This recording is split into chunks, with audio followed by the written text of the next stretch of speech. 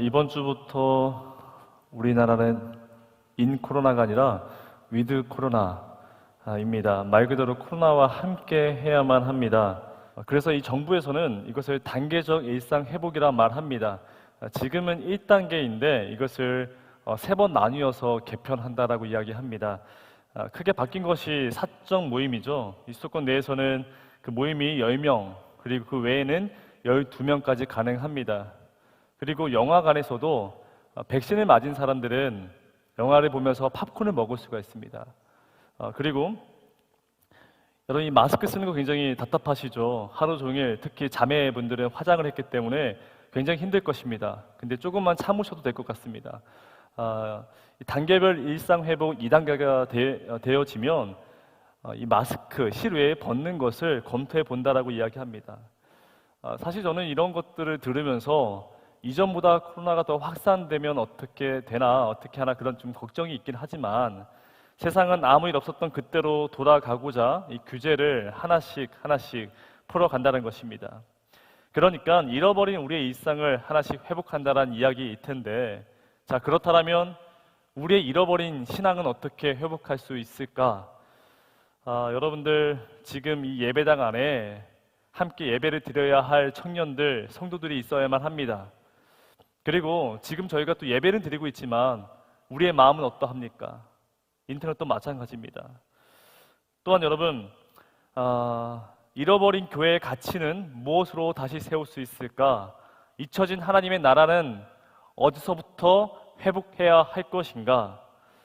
나의 신앙, 잃어버린 교회, 잊혀진 하나님의 나라, 사실 이 세 가지 질문은 긴밀하게 연결되어져 있습니다. 나의 신앙이 무너지는데 교회가 온전히 세워질 수가 있겠습니까? 교회가 무너져 있는데 하나님 나라가 온전히 회복되어질 수 있겠습니까? 이게 될 수가 없다라는 거예요. 그래서 하나님 나라의 회복은 바로 나의 문제입니다. 노래도 있죠. 이 땅의 부흥과 회복은 바로 나로부터 시작되리. 오늘부터 3주간 리게인 이 말씀을 가지고 함께 은혜를 나누려고 합니다. 그 말씀 본문이 느헤미야입니다. 잃어버린 신앙을 찾고 하나님의 성전을 재건했던 이스라엘 백성들의 이야기입니다. 저는 3주 동안 여러분들이 잃어버린 우리의 신앙을 다시 회복하고 주께 고백하며 살아가는 그런 시간이 되어졌으면 좋겠습니다. 느헤미야입니다. 오랜만에 다시 역사 이야기를 꺼내야 하는데 우리 다시 한번 좀 간단하게 복습해 보았으면 합니다.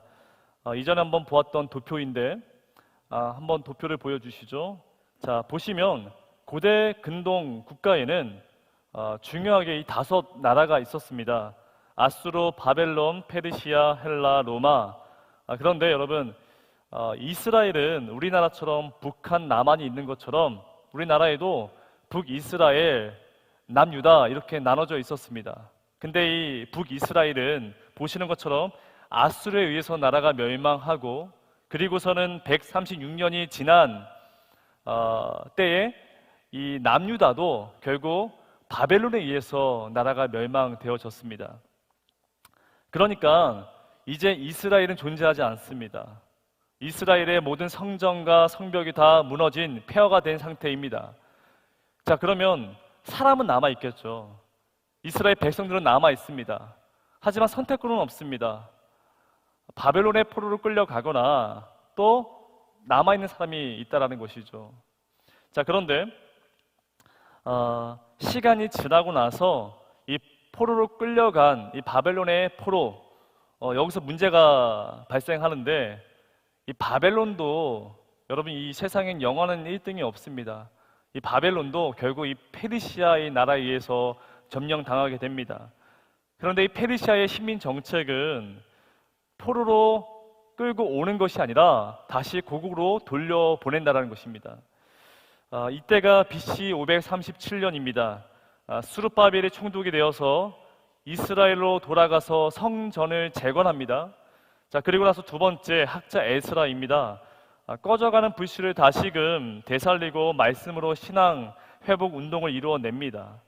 문제는 딱 거기까지라는 것입니다. 성전이 만들어지고 함께 예배는 드리고 있지만 그 다음이 없는 것입니다. 지금 우리도 마찬가지, 교회는 건물이 크게 세워져 있고 예배는 드리고 있지만 그 다음이 없는 것입니다. 예배를 드리지만 그 다음 신앙의 삶으로서 이어지지가 않는다라는 거예요. 우리들의 이야기가 될 수 있겠죠. 자, 그러면서 시간이 흘렀습니다. 이스라엘 백성들도 성전은 만들어졌지만 성벽을 세우지 못하고 그 시간이 무려 70년이 지났습니다. 여전히 회복되지 않는 상태에서 머물러 있습니다. 근데 여러분 그거 아세요? 실패도 반복되어지면 습관이 되어집니다. 이것을 우리가 풍선 효과라 이야기하는데, 문제 하나가 발생하면 이것을 해결하죠. 근데 또 다른 문제가 다시 또 생긴다는 거예요. 그러면서 이것을 반복하다 보면 결국 우린 지치게 된다는 것입니다. 처음엔 분명히 뜨거웠을 것입니다. 내가 해야 할 목표가 있었을 것입니다. 하지만 시간이 지나면서 계속 이 문제만 해결하다 보니 도무지 회복되지 않는 나의 그 모습 볼 때마다, 그리고 하나님 나라를 재건하겠다는 그 사명이 점점 사라져버린 것이죠. 마지막 이 성벽을 세워야 하는데 그 사명조차도 잊혀진 지가 오래입니다. 그렇게 70년의 시간이 또 흘렀습니다. 그러니 그들의 마음의 상태가 어떠했겠습니까? 바로 그 시점에서 오늘 이야기의 말씀이 시작되어집니다. 1절입니다. 하가라의 아들 느헤미야의 말이라, 아닥사스다 왕 제20년 기슬르월에 내가 수상궁에 있는데, 그는 하가라의 아들이고 기슬르월 즉 12월 추운 겨울에 대제국 페르시아의 수상궁에 있습니다. 그리고 2절, 느헤미야는 유다에서 온 하난이라는 사람과 함께 대화를 나누게 되는데, 그 대화의 내용이 바로 느헤미야의 주제가 되어집니다. 첫 번째 질문이죠. 남아있는 자들의 형편이 어떠한가? 그리고 두 번째, 그 예루살렘의 성은 괜찮은가? 여기에 우리도 한번 질문해 봐야 합니다. 그는 도대체 누구이길래 이것이 궁금한 것일까? 어떤 사연이 있길래 예루살렘에 남아있는 자들이 궁금하고 또 그 성은 괜찮은지 물어보는 것일까? 저도 이 말씀을 묵상하면서 궁금하더라고요. 근데 그 대화를 따라가다 보면 이 하난이라는 사람이 이 질문에 대답을 하게 되는데, 3절입니다. 그들이 내게 이르되 사로잡힘을 면하고 남아있는 자들이 그 지방 거기에서 큰 환난을 당하고 능력을 받으며 예루살렘 성은 허물어지고 성문들은 불탔다 하는지라. 지금 예루살렘에 남아있는 자들은 능력과 환난 가운데 수치스러운 삶을 살아가고 있다라고 말합니다. 그리고 예루살렘 성은 이미 허물어진 지 오래이고 성문은 불 가운데 타버린 상태로 놓여져 있습니다. 이 모습이 지금 예루살렘의 신앙의 상태를 그대로 보여주고 있는 장면들입니다. 근데 여러분, 이 남아있는 자들의 상태를 물어보는 것은 이해가 되지만 왜 느헤미야는 이 성벽이 궁금한 것일까? 그리고 이 성경에서는 잠언, 시편, 또 역사서에 보게 되면 성벽을 굉장히 중요하게 생각하고 있는데, 과연 이 성벽이 왜 그렇게 중요하게 언급되어지는 것일까? 이게 여러분 우리나라 개념으로는, 우리나라의 역사의 개념으로는 이해가 잘 되지 않는데, 외국 영화나 미드를 보게 되면 이 성벽이 굉장히 중요한 것을 알 수가 있습니다. 그 당시에 한 마을에 마음만 먹으면 공격할 수가 있습니다. 아무리 파수꾼이 많이 세워져 있을지라도 마음만 먹으면 공격할 수 있고, 또 이 성벽이 없는 사람들은, 마을 사람들은 내 가족, 내 재산을 지켜낼 수가 없습니다. 하지만 여러분, 성벽이 있으면, 그러면 쾅 하고 문 닫으면 그만입니다. 이때부터 모든 것이 달라집니다. 이 돌로 만들어진 성벽이 있으면 그 마을의 치안이 보장되기 때문에 경제 활동이 이루어지게 되고 그 안에 교육이 만들어집니다. 무엇보다 이 소속감을 형성하게 만들죠. 함께 그 안에 있다 보니까 그 나라의 전통과 문화와 역사를 만들어 갈 수 있습니다. 그러니 그 나라에 성벽이 있느냐 없느냐, 그것에 따라서 그 나라가 자주권을 가지고 있느냐, 그렇게 우리는 그 여부를 확인해 볼 수 있다는 것입니다. 그걸 너무 잘 알고 있었기 때문에 이스라엘 백성들은 성전은 만들었지만 그 끝은 성벽이다. 그래서 그 성벽을 재건하려 노력했는데 그 시간이 무려 130년이 흘렀던 것입니다. 지금 뭐라고 말합니까? 예루살렘의 성은 허물어지고 성문들은 불이 타서 그 백성들이 환난과 고통 가운데 살아가고 있다라고 전합니다. 결국 이 소식을 듣고 느헤미야는 절망합니다. 슬픔과 애통 가운데 눈물로 금식 기도를 합니다. 전 정말 궁금하더라고요. 그는 왜 이렇게까지 슬퍼하는 것일까? 도대체 그가 누구이길래 이렇게 식음을 전폐하면서까지 가슴 아파하며 금식하는 것일까? 우리 회장님이 광고할 때 이야기했죠. 이번 주에 우리 전도사님이 다른 거 업무 보지 않고요, 그 느헤미야 피사책을 만들었습니다. 그 이유가 여러분, 느헤미야 1장부터 13장까지 직접 필사하면서 읽으며 한번 말씀을 묵상해 보라는 그런 의미로 만들어 보았는데, 여러분 이 느헤미야를 13장까지 다 읽어 보시면 아시겠지만 그 이유가 여기 나와 있지는 않습니다. 그가 누구이길래 왜 이렇게 아파하고 애통하며 금식하고 있는가, 그 내용이 나오질 않습니다. 하지만 그것이 사실 성경 저자의 의도이기도 합니다.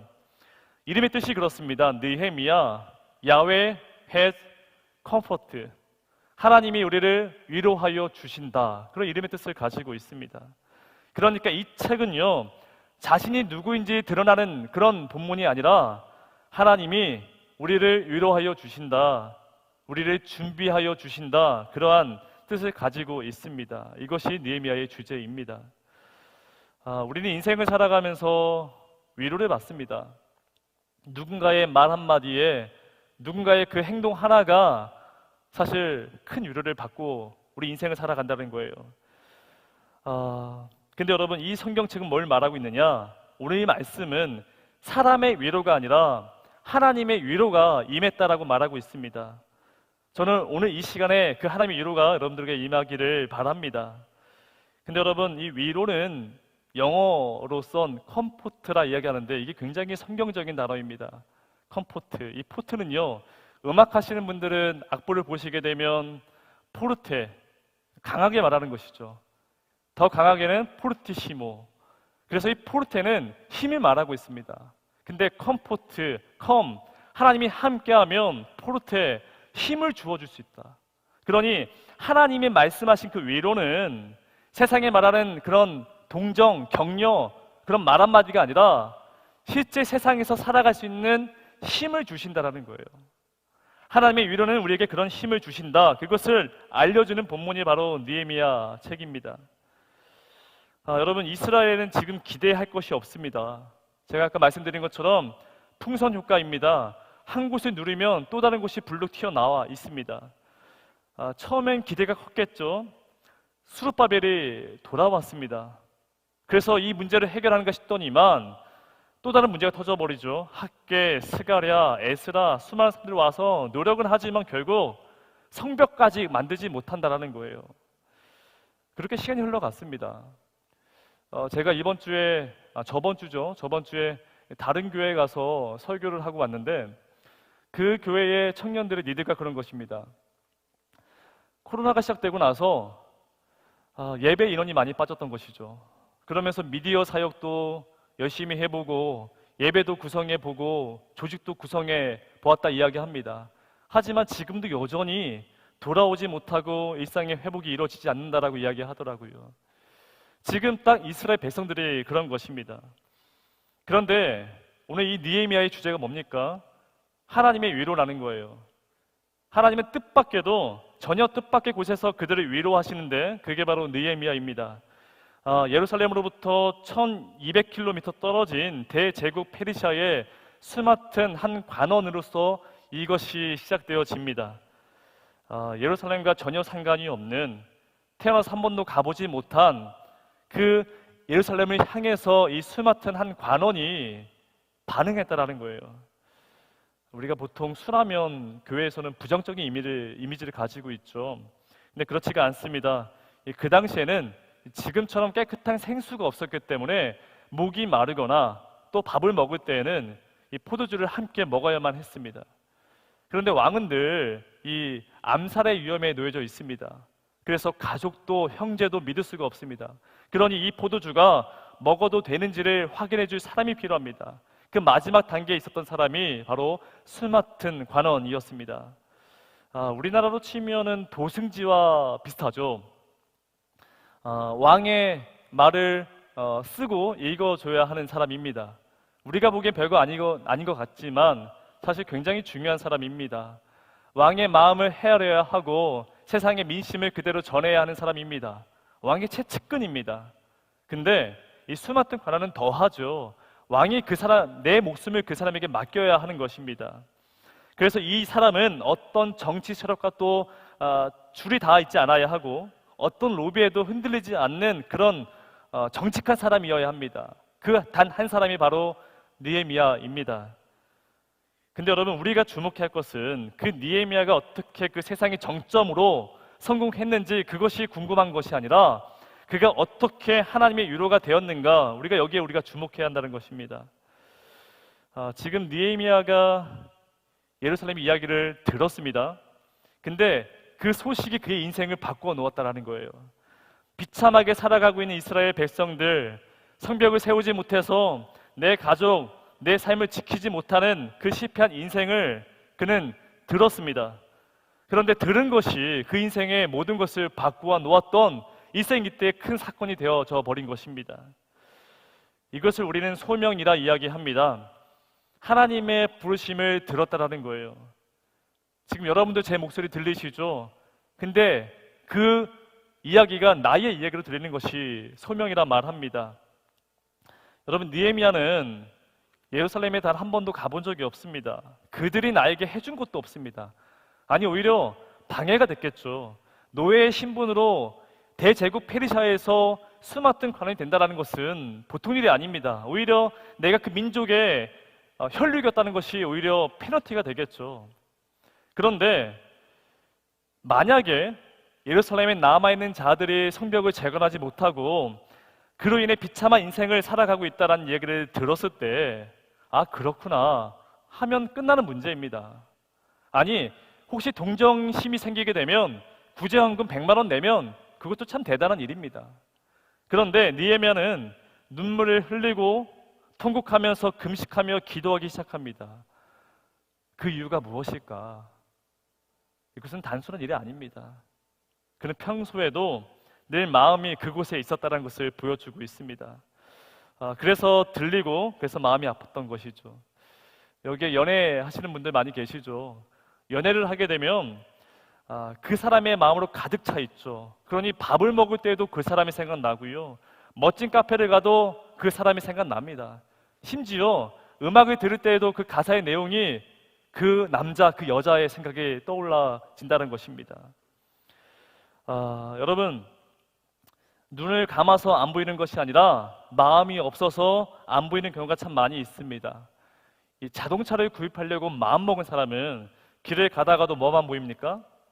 그 자동차만 보입니다. 결혼을 하겠다라고 마음먹은 사람은 지나가다가도 웨딩홀이 보입니다.